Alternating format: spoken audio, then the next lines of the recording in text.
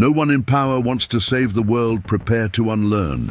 Because today, we're going to destroy one of the most comforting lies humanity ever created. The idea that someone, somewhere, is in charge, and that this someone is trying to save us.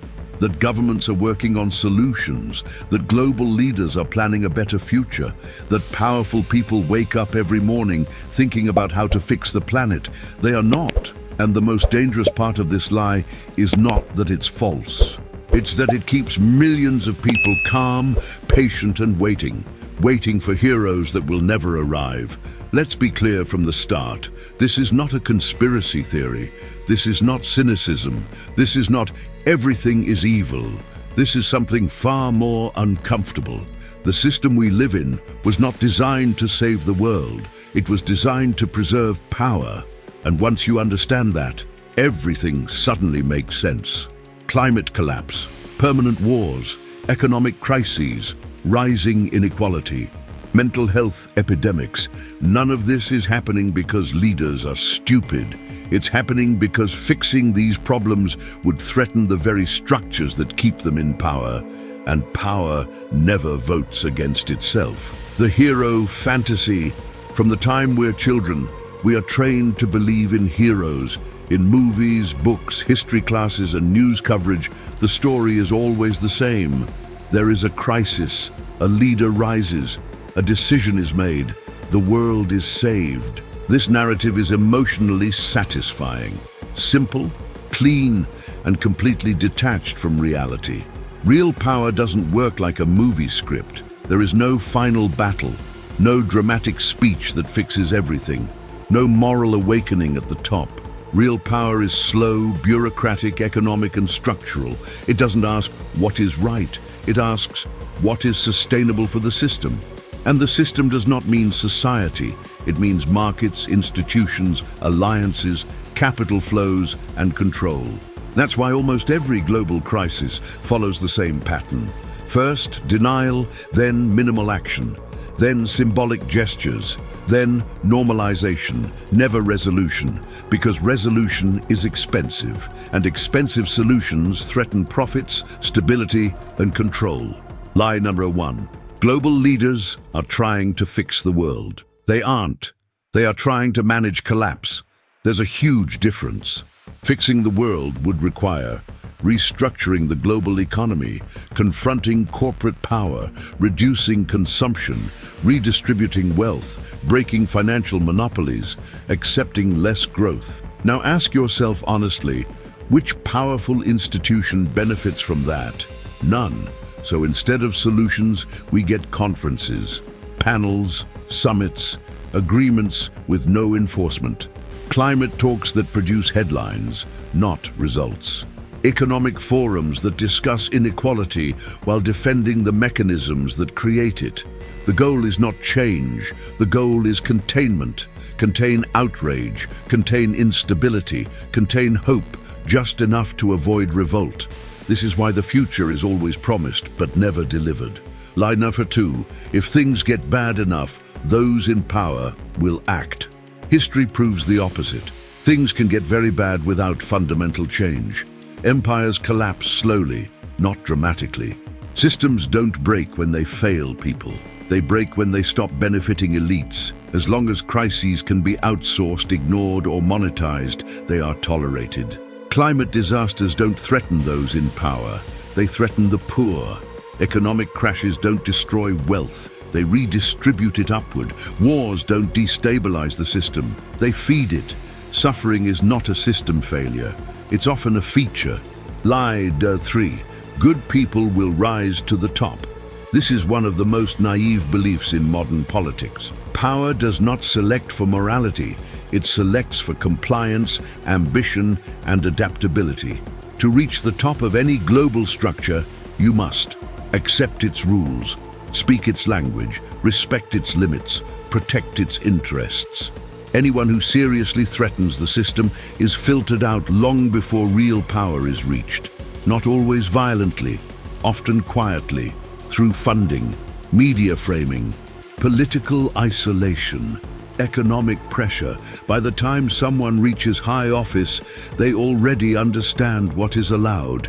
That's not corruption, that's training. Lie number 4. Corporations and governments want the same thing as people. They don't. Corporations want growth. Governments want stability. People want dignity. These goals often conflict. When they do, guess which one loses? Health becomes a cost. Education becomes an investment. Nature becomes a resource. Everything is filtered through efficiency and profit. And when people suffer, the solution is never structural. It's individual. Work harder, adapt, reskill, be resilient. The system never apologizes. It rebrands. The most uncomfortable truth. No one in power wants to save the world because saving the world would mean ending the world as they know it. Their power depends on inequality, extraction, endless growth, managed instability, controlled narratives. A healed world would require less control, not more, and power does not voluntarily dissolve itself. This is why the idea of waiting for leaders is so dangerous. It turns citizens into spectators. It transforms urgency into patience and responsibility into hope. Hope without action is obedience. By now, something should be uncomfortable, not shocking, not dramatic, uncomfortable. Because the idea that no one in power wants to save the world doesn't sound crazy anymore. It sounds logical, and that's the problem. We were taught to believe that the world is guided by leaders with vision, presidents, CEOs, billionaires, institutions, global forums, people who see the big picture. But if they truly wanted to save the world, we wouldn't be having the same conversations for decades. Climate crisis, inequality, wars, mass displacement, economic instability, different speeches, same outcomes. That's not failure, that's consistency, and consistency reveals intention. Let's dismantle the biggest illusion holding all of this together, the idea of the global hero. Every few years, the world is introduced to a new savior, a charismatic leader, a visionary billionaire, a revolutionary technology, a historic agreement. We are told this is the turning point. But notice something important.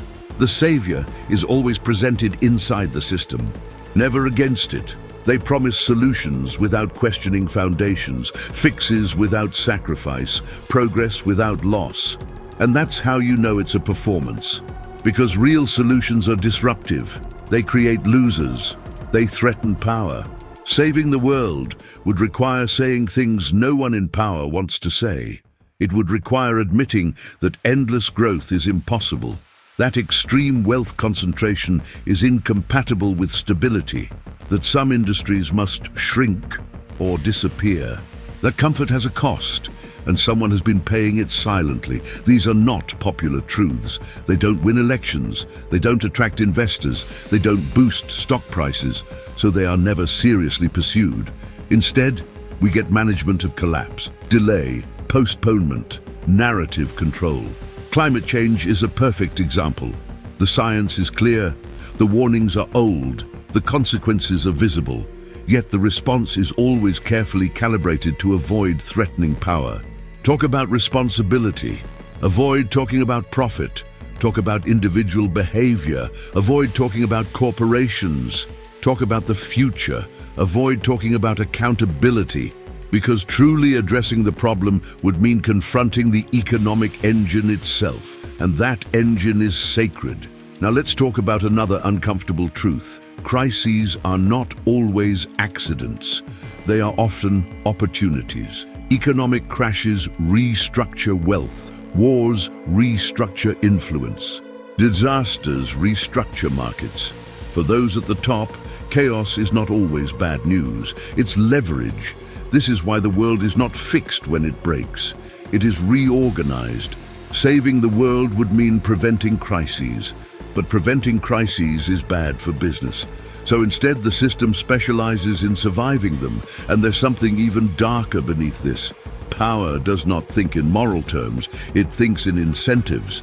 If the system rewards extraction, exploitation will continue. If it rewards short-term profit, long-term damage is acceptable. If it rewards silence, truth becomes dangerous. No one in power wakes up saying, "Today I will destroy the world." They wake up saying, "I must maintain stability.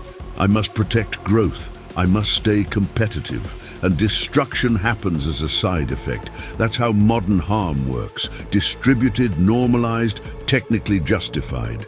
Now ask yourself this.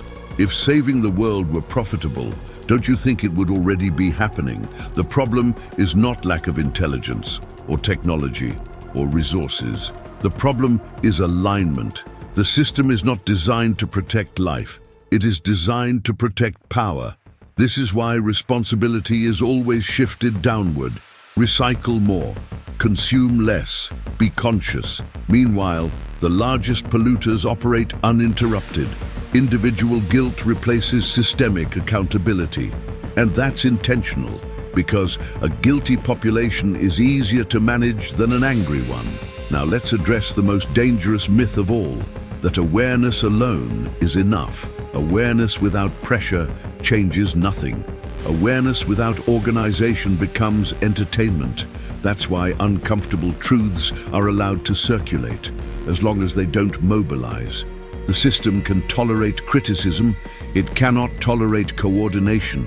This is also why power prefers despair over hope.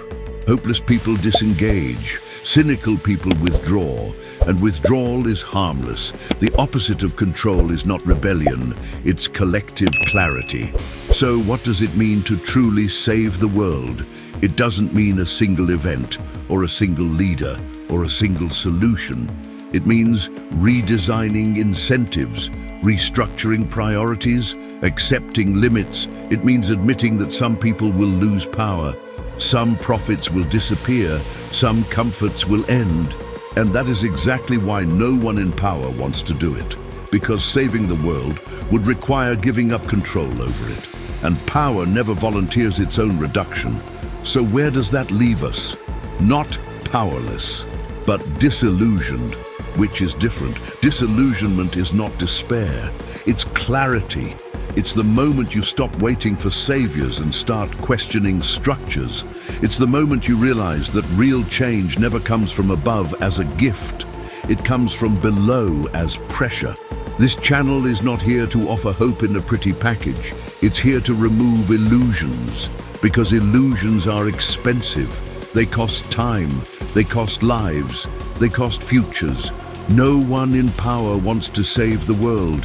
Not because they are evil, but because the system they benefit from cannot survive being saved. And once you understand that, you stop asking the wrong questions. You stop asking, who will fix this? And you start asking, why is it allowed to continue? That question changes everything. If this video disturbed you, good. If it challenged your assumptions, even better. And if you know someone still waiting for heroes, share this with them. Not to convince, to wake them up. Subscribe to the channel. Here, we don't sell hope. We remove illusions. Prepare to unlearn.